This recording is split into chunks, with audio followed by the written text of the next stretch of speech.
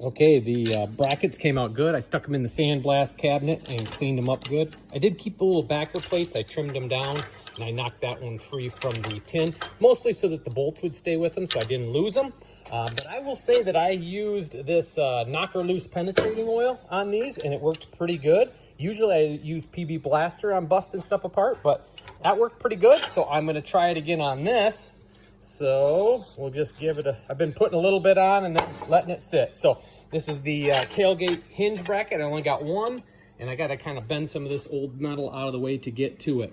So that's going to be tomorrow's part.